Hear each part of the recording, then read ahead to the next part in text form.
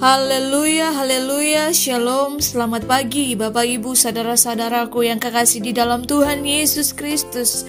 Puji nama Tuhan, di pagi ini kita kembali diperkenankan Tuhan ada.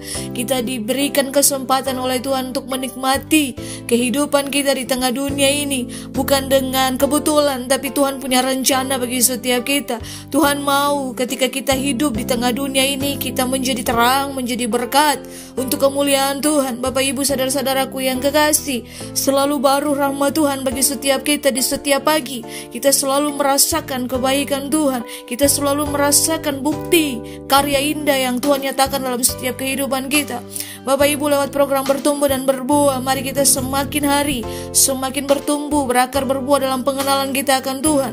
Kita bukan hanya menjadi pendengar saja, tapi kita dimampukan oleh Tuhan, dituntun oleh Roh-Nya yang kudus untuk kita menjadi pelaku firman yang setia. Mari Bapak Ibu, sebelum kita mendengarkan sabda kebenaran firman Tuhan di pagi ini, mari kita menyatukan hati kita. Kita minta Tuhan tahirkan hati kita, sehingga benih firman yang ditaburkan di pagi ini dia tidak berlalu dengan sia-sia. Mari Bapak Ibu, kita satu dalam doa, kita minta Tuhan berbicara bagi setiap kita. Terpujilah namamu Tuhan, Allah yang hidup, Allah yang besar, Engkau Allah yang dahsyat. Terima kasih Bapa untuk kemurahan, untuk kasih setiamu bagi setiap kami. Bapa, terima kasih untuk kesempatan yang Engkau beri bagi kami. Jikalau kami bangun hari ini Tuhan, itu semua karena kasih-Mu, karena kemurahan-Mu. Engkau punya rencana bagi setiap kami Tuhan. Engkau punya ketetapan dalam setiap kehidupan kami. Bapa, kami ingin Engkau berbicara bagi kami di pagi ini Tuhan. Untuk itu Tuhan, tahirkan hati kami, bersihkan hati kami Tuhan, sehingga benih firman yang ditaburkan, yang didengarkan, direnungkan bersama ini Tuhan, dia memakan tempat dalam hati batin kami Tuhan. Engkau berikan kami Tuhan hikmat untuk mengerti apa yang menjadi kehendak-Mu, apa yang menjadi pikiran-Mu Tuhan. Lewat firman-Mu ini kami mengerti Bapa. Terima kasih Tuhan. Kami mau Tuhan untuk Engkau berbicara lebih dan lebih lagi lewat kebenaran firman-Mu di hari ini. Di dalam nama Tuhan Yesus, kami sebagai anak-anak-Mu Tuhan siap untuk mendengarkan apa yang menjadi kehendak-Mu. Haleluya, haleluya, amin. Bapak Ibu saudara-saudaraku yang kekasih di dalam Tuhan Yesus Kristus, puji nama Tuhan, di pagi ini kita akan kembali belajar bersama, merenungkan bersama sabda kebenaran firman Tuhan. Di pagi ini Bapak Ibu, saya beri tema firman Tuhan, bangkit dari kegagalan. Kita lihat bersama dalam Amsal. Firman Tuhan dalam Amsalnya yang ke-24. Amsal 24 ayatnya yang ke-16, di situ firman Tuhan katakan, sebab meskipun 7 kali orang benar jatuh, ia bangun kembali, tetapi orang fasik akan roboh dalam bencana. Bapak Ibu saudara-saudaraku yang kekasih, kegagalan adalah sebuah istilah yang tidak asing di telinga setiap kita. Saya yakin kita semua pernah mengalami kegagalan. Mungkin ada di antara kita yang pernah gagal dalam studi, gagal dalam menjalin relasi dengan lawan jenis, gagal dalam mengolah makanan, atau gagal dalam pekerjaan dan sebagainya. Ada banyak reaksi atau sikap dalam menghadapi kegagalan. Ada orang yang menjadi putus asa, ada yang menjadi pesimis dan tidak berani mencoba lagi. Ada yang mengatakan kegagalan adalah akhir segalanya. Tetapi kita lihat dalam Amsal yang ke-24 ini ayat yang ke-16 menunjukkan bukan soal berapa kali kita mengalami kegagalan, tapi bagaimana kita melihat kegagalan itu lalu bangun atau bangkit kembali. Sebab 7 kali orang benar jatuh, namun ia bangun kembali, tetapi orang fasik akan roboh dalam bencana. Amsal hendak mengajar kita untuk apa? Kita melihat kegagalan bukanlah soal ketidakberhasilan, tetapi keberhasilan yang tertunda. Kegagalan adalah awal dari keberhasilan. Itu menandakan dalam upaya bangkit dari kegagalan.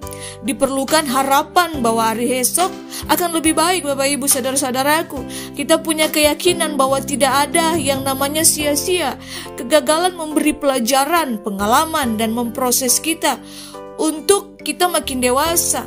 Kita lihat Thomas Alva Edison, dia gagal puluhan kali, bahkan ribuan kali dalam upaya membuat lampu pijar. Bayangkan kalau ia berhenti mencoba, apa jadinya? Karena itu mari kita menyikapi kegagalan dengan semangat untuk bangkit dan mencoba kembali. Ada satu penulis, dia bilang begini, satu-satunya orang yang tidak pernah melakukan kesalahan adalah orang yang tidak pernah melakukan apa-apa. Selama hidup tak mungkin kita tidak berbuat apa-apa, bukan Bapak Ibu? Jadi kegagalan bukanlah sesuatu yang langka. Setiap orang pernah mengalaminya, meskipun ya dalam hal yang berbeda dan dengan respon yang berbeda pula. Kita lihat tokoh-tokoh yang sepanjang masa dalam Alkitab pun pernah mengalami kegagalan yang luar biasa. Kita sebut saja, kita lihat ada Musa, Daud, Elia, dan Petrus. Mereka gagal dalam area hidup yang berbeda. Namun tak hanya berhasil bangkit kembali, mereka juga menjadikan kegagalan sebagai peluang untuk mereka bertumbuh, untuk mereka belajar dari kesalahan. Lalu bagaimana cara mengolah kegagalan menjadi kemenangan di dalam Yesus? Yang pertama, kita bangkit kembali lagi dan lagi. Seperti firman Tuhan ini katakan, sebab 7 kali orang benar jatuh, namun ia bangkit kembali. Tetapi orang fasik akan roboh dalam bencana. Kegagalan bukan akhir dari segalanya. Maka sebaliknya, kegagalan adalah permulaan dari hal baru yang lebih baik daripada yang kita jalani sebelumnya. Terus kita meratapi dan menyesali kesalahan yang menyebabkan kegagalan itu tidak ada faedahnya, Bapak Ibu saudara-saudaraku. Kita hanya akan menjadi pribadi yang sama, tidak bisa berjiwa besar dengan menerima kekalahan. Kita juga tidak menjadi lebih dewasa untuk memiliki karakter yang kuat. Untuk bertahan, kita harus memiliki daya tahan dan daya juang yang kuat. Orang-orang yang kita kenal sukses, kita lihat mungkin di sekitar kita lihat ada orang-orang yang sukses, tidak serta-merta mereka sukses begitu saja. Ada yang harus memulai dari nol dan mengalami jatuh bangun, bukan hanya sekali, bahkan berkali-kali dalam hidup mereka. Mari kita bangkit kembali, berapa kali pun kita gagal. Tidak usah malu, apalagi kita berkecil hati. Hanya orang-orang yang berani bangkit setelah gagal yang akan berhasil dalam kehidupannya. Kita lihat dari posisi positifnya kegagalan itu. Dan bukan hanya itu saja Bapak Ibu, kita malah harus bermegah juga dalam kesengsaraan kita. Karena kita tahu bahwa kesengsaraan itulah yang menimbulkan ketekunan. Dan ketekunan itu yang menimbulkan tahan uji. Dan tahan uji itulah yang menimbulkan pengharapan. Dan pengharapan tidak akan mengecewakan karena kasih Allah dicurahkan di dalam hati kita oleh Roh Kudus yang telah dikaruniakan kepada kita. Tentu kita sengsara ketika gagal, kita patah hati, kita putus asa, frustasi, marah atau sedih. Namun firman Tuhan ini mengatakan bukan itu yang seharusnya menjadi respon kita, Bapak Ibu saudara-saudaraku. Tuhan ingin kita menjadikan kegagalan sebagai bagian dari proses pertumbuhan dan pendewasaan hidup kita, karakter kita. Mari jadikan kegagalan itu sebagai cambuk untuk kita bertekun kembali. Kita menilik apa yang salah di masa lalu dan berusaha melakukan yang lebih baik di saat ini.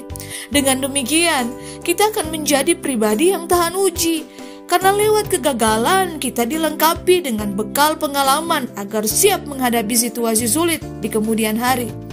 Ketika kita tahan uji, kita punya pengharapan akan keberhasilan dan kemenangan.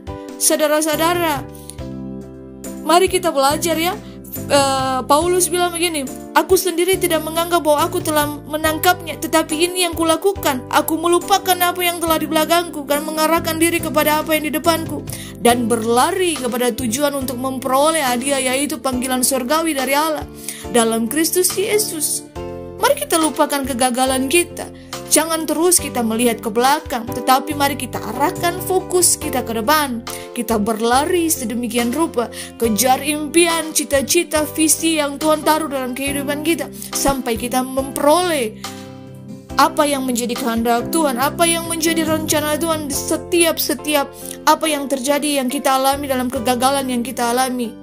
Karena di dalam pengharapan kepada Tuhan tidak akan pernah sia-sia. Mari kita percaya Tuhan bersama dengan kita.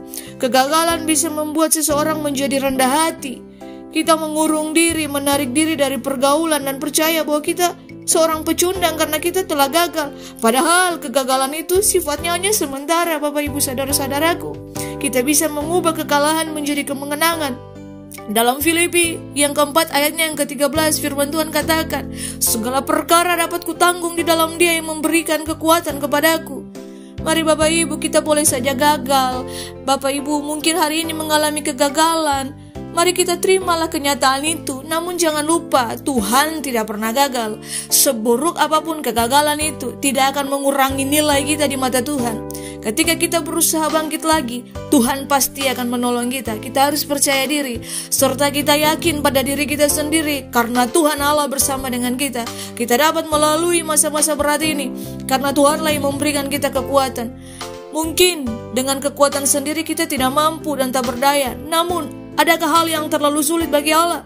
Kini jangan lagi kita terpuruk dalam kegagalan, karena gagal itu tak selalu buruk Bapak Ibu. Justru ia menjadi awal dari sebuah kemenangan. Kalau Bapak Ibu bisa mengatasi dan mengolahnya, mari kita semangat. Kita percaya dalam Yesaya 41 ayat yang ke-10. Firman Tuhan katakan, janganlah takut sebab aku menyertai engkau. Janganlah bimbang sebab aku ini Allahmu. Aku akan meneguhkan, bakal akan menolong engkau.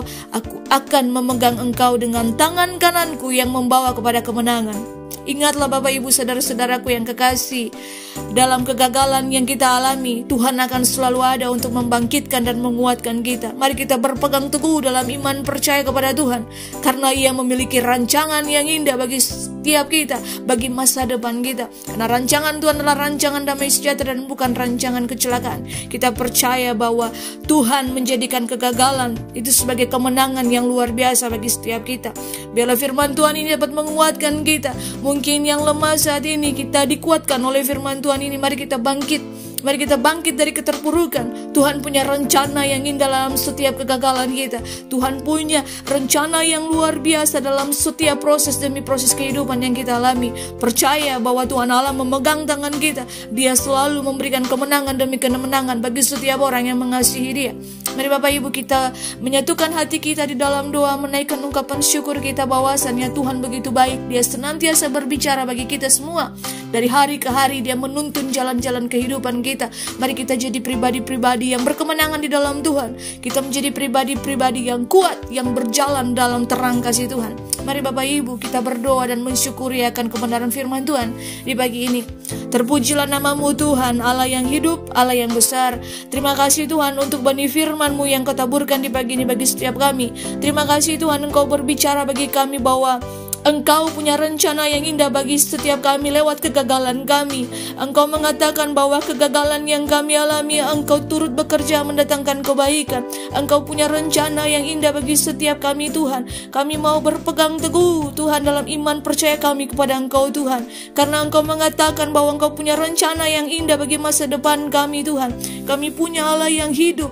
Engkau bekerja Tuhan dalam setiap aspek kehidupan kami. Kami tahu dalam firman-Mu Tuhan, sebab 7 kali orang benar jatuh, Engkau akan mengangkat kami. Kami akan bangun kembali kami, karena kami tahu kami punya Allah yang hidup, yang senantiasa memberikan kemenangan bagi setiap orang yang mengasihi Engkau. Engkau selalu memegang tangan kami, bahkan menuntun hidup kami. Kami percaya Tuhan, kami tidak ragu, kami tidak bimbang, karena Engkau yang meneguhkan kami dengan janji-janji-Mu. Di dalam nama Tuhan Yesus, firman-Mu ini Tuhan yang kami ketahui memerdekakan kehidupan kami, memerdekakan setiap jalan-jalan kami. Kami percaya Tuhan, tangan kanan-Mu Tuhan menuntun kami, memberikan kami kemenangan demi kemenangan dalam menjalani setiap proses demi proses kehidupan yang kami lalui dari hari lepas hari.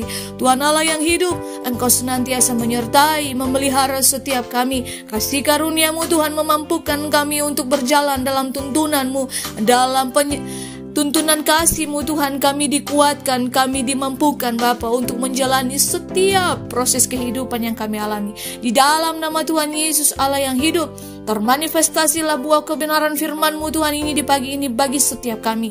Kami mengaku sungguh kami lemah tanpa Engkau Tuhan. Kami butuh Engkau dalam setiap perjalanan kehidupan kami. Kami percaya Tuhan, firman-Mu ini Tuhan menjadi kekuatan dan menjadi rema yang kuat bagi setiap kami. Di dalam nama Tuhan Yesus kami berdoa. Haleluya, haleluya, amin.